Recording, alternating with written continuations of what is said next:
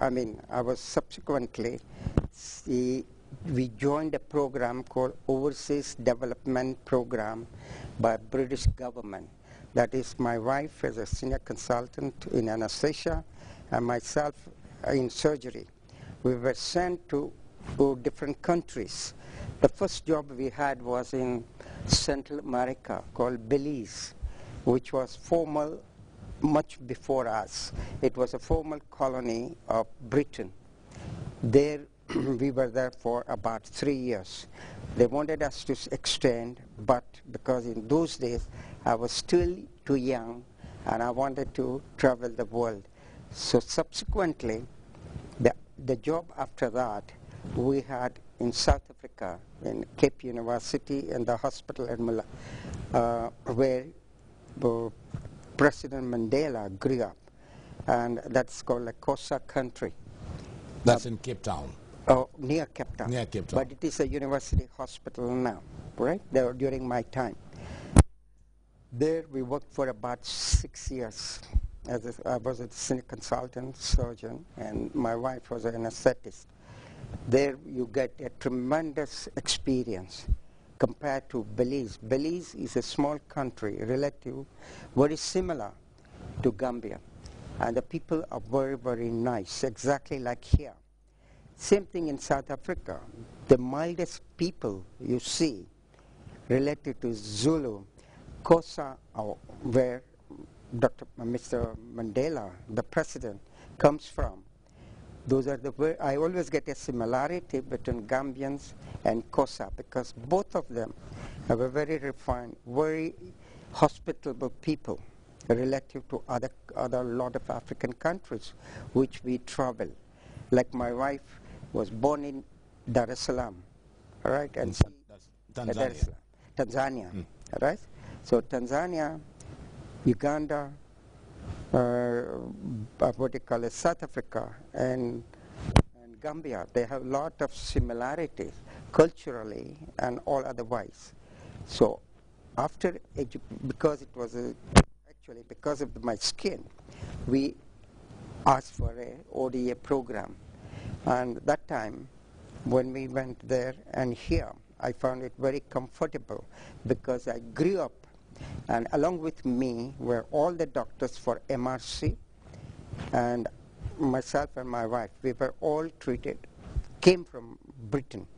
That time it was quite, it was a very peaceful, good country, and because I was accustomed to African country, it was not a new place for me to get adjusted, both medically and socially. Doctor, let me take you to when you were in England and you were under the British government as a senior surgical consultant posted to Central America and of course around in South Africa. What was the arrangement? Arrangement was, at least we were paid by Britain. Normally the program is such that the British government pays the salary, then they pay all the education for our children in a private school in England, and they could visit us 3 times in a year.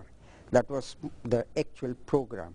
In that program, most of the doctors here in those days at MRC, all the eminent people, all of them had the same program. We were getting the same salary, same specific. Plus, wherever you go, the local government has to pay some amount actually, because that is not with local salary. I don't think anybody would go, but main thing, it is not the money, it is the formal colonies, and more or less, because formal colonies hospitals, which are called a referral hospital, we always worked in a referral hospital, so that they want to bring up their standard to international level. That's one.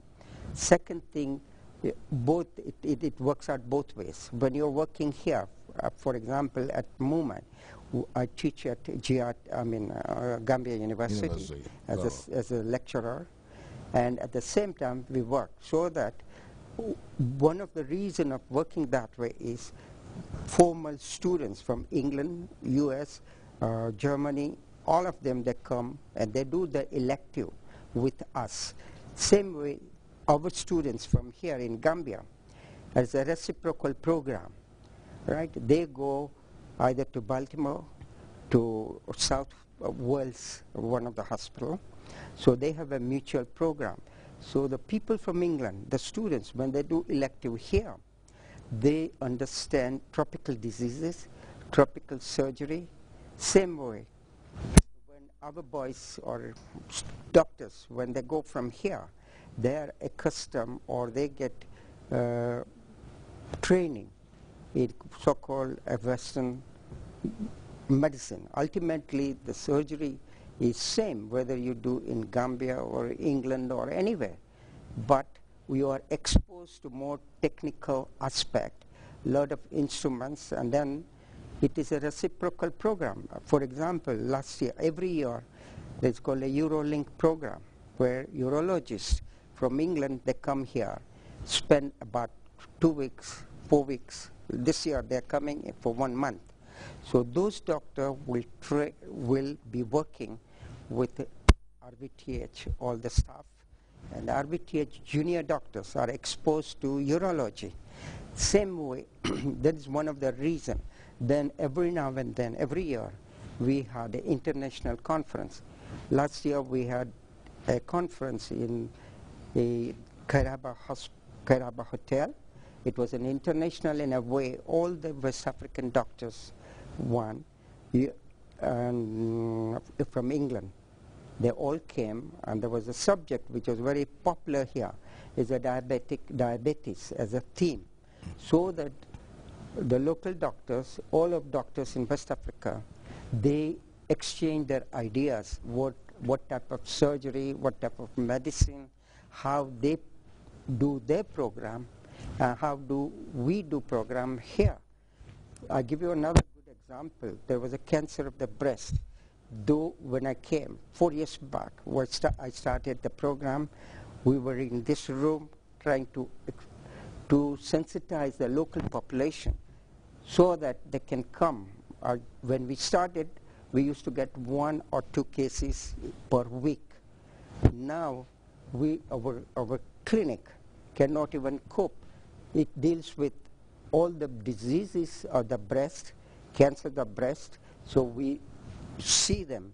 In fact, the GRT came to the operating theater when I was operating the first cases on cancer of the breast, and then we sensitized whole Gambian population.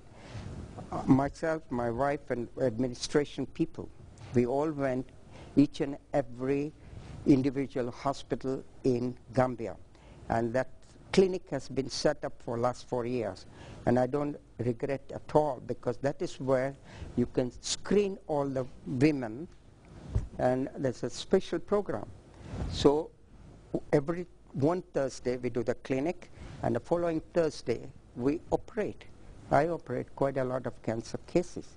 All right, Doctor, you just brought in a very important area here, operations. You have operated heart operations, and I bet this week was your second time doing your heart operations. What does it take to operate someone's heart? When I came in '86, that was the first week. I was still staying in Atlantic, because they had not Atlantic Hotel in those days, and they were trying to fix up our accommodation. And it so happened, Dr. Sala and the consultant was from Mulago Hospital where I was. They found a child, what they call a constructive pericarditis, which is infection or inflammation on the heart itself, so that when there is an inflammation, the heart cannot expand and contract. And they go, if you don't operate in time, they literally die in front of your eyes. That is because the heart cannot, and the blood cannot pump, and they don't get enough oxygen, and the person can die. Just because I had some experience, most of the experience I achieved in cardiothoracic or thoracic surgery was in South Africa, which I applied here. And that was the child, they brought it, we operated on Friday, went very well, everything was fine, the child went home.